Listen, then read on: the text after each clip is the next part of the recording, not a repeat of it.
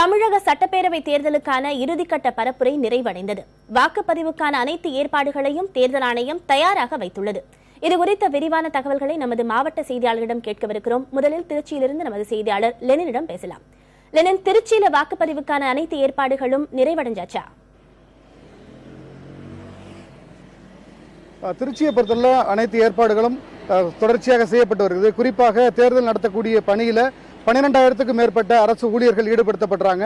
அந்த தேர்தல் நடத்தக்கூடிய அந்த பணியில் ஈடுபடக்கூடிய அந்த தேர்தல் அதிகாரிகள் வாக்களிப்பதற்கு, தபால் வாக்குகளை அளிப்பதற்கு வசதியாக கடந்த 3 கட்டங்களாக நடந்த அந்த வகுப்புகளின் போது தேர்தல் எப்படி நடத்துவது என்பது குறித்த அவர்களுக்கான பயிற்சி வகுப்புகளின் போது அந்த தபால் ஓட்டுகளை பெறக்கூடிய பணியில் அதிகாரிகள் ஈடுபட்டாங்க. ஆங்காங்கே தபால் பெட்டிகள் வைக்கப்பட்டிருந்தன.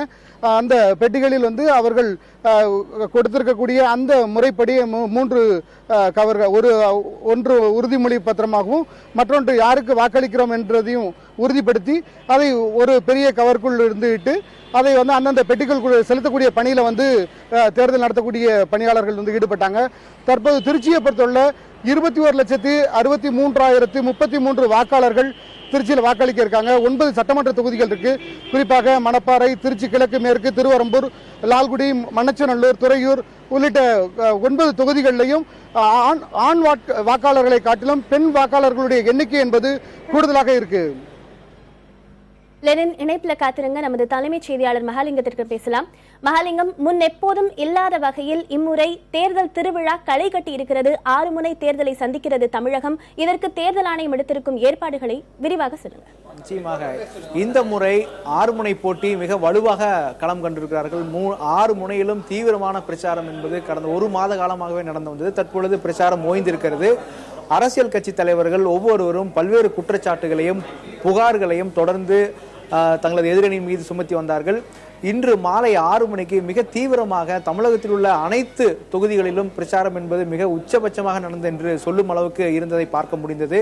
அனைத்து தலைவர்களும் மேலும் அனைத்து வேட்பாளர்களும் தங்களுடைய தொகுதியில் கடுமையான ஒரு பிரச்சாரத்தை மேற்கொண்டிருந்தார்கள்.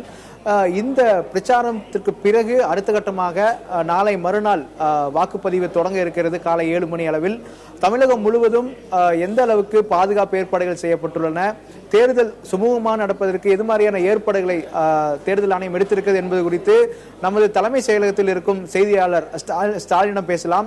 ஸ்டாலின், தற்பொழுது நாளை மறுநாள் நடைபெற இருக்கும் தேர்தல் வாக்குப்பதிவிற்கு என்னென்ன ஏற்பாடுகள் செய்யப்பட்டுள்ளன, எத்தனை பேர் வாக்களிக்க இருக்கிறார்கள், எது மாதிரியான பாதுகாப்பு போடப்பட்டிருக்கு ஸ்டாலின்?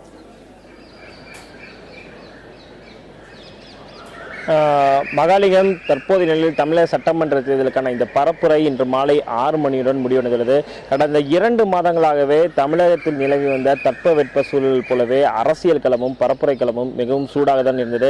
தற்போதைய நிலையில் நாம் இந்த பாதுகாப்பு ஏற்பாடுகள், வாக்குப்பதிவுக்கான ஏற்பாடுகளுக்கு முன்பாக தற்போதைய நிலையில் இந்த கட்டுப்பாடுகள், அதாவது இந்த மாலை 6 மணிக்கு மேல் தேர்தல் ஆணையம் அரசியல் கட்சிகளுக்கும் ஊடகங்களுக்கும் என்ன மாதிரியான கட்டுப்பாடுகளை விதித்துள்ளது என்பதை குறித்து நான் சொல்கிறேன். குறிப்பாக இந்த சட்டமன்ற தேர்தலுக்கான அந்த கட்டுப்பாடுகள் என்பது குறித்து தேர்தல் ஆணையம் ஒரு செய்திக்குறிப்பை வெளியிட்டுள்ளது. இன்று மாலை 6 மணிக்கு மேல் தேர்தல் தொடர்பான பொதுக்கூட்டமோ ஊர்வலத்தையோ யாரும் ஒருங்கிணைக்கவோ நடத்தவோ கூடாது என்று அந்த செய்திக்குறிப்பில் தெரிவிக்கப்பட்டுள்ளது. அதே போல எந்த தேர்தல் விவகாரத்தையும் திரைப்படம், டிவி, ட்விட்டர், பேஸ்புக் போன்ற எந்த வழியாகவும் பொதுமக்களின் பார்வைக்கு வைக்கக்கூடாது என்றும், அதே போல பல்க் SMS, வாட்ஸ்அப் அனுப்ப தடை செய்யப்பட்டுள்ளது என்றும் அந்த செய்திக்குறிப்பில் தெரிவிக்கப்பட்டுள்ளது. அதே போல இசை உள்ளிட்ட பொழுதுபோக்கு நிகழ்ச்சிகளை நடத்தி வாக்காளர்களுக்கு எந்த விதமான விழிப்புணர்வு பிரச்சாரங்களை மேற்கொள்ளக்கூடாது என்றும் தெரிவித்துள்ளது. குறிப்பாக அந்தந்த தொகுதிக்குட்பட்ட வாக்காளர்கள் மட்டுமே அந்த தொகுதியில் தங்கியிருக்க வேண்டும். வெளியூரில் இருந்து அழைத்து வரப்பட்ட கட்சி நிர்வாகிகளாகட்டும், கட்சி பணியாளர்களாகட்டும், யாராக இருந்தாலும் அந்த தொகுதியை விட்டு 6 மணிக்குள் வெளியேற வேண்டும் என ஒரு கடும் எச்சரிக்கையும் தேர்தல் ஆணையம் இந்த முறை விதித்திருந்தது.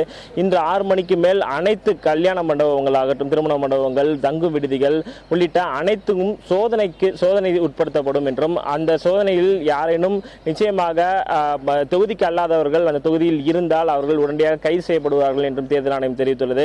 இது தொடர்பான விதிகளை பின்பற்றப்படாவிட்டால் இந்த விதிகளை மீறினால் 2 ஆண்டுகள் சிறை அல்லது அபராதம் அல்லது 2மே சேர்ந்து விதிக்கப்படும் என்று தேர்தல் ஆணையம் பல்வேறு விதமான கட்டுப்பாடுகளை இந்த நிலையில் விதித்துள்ளது.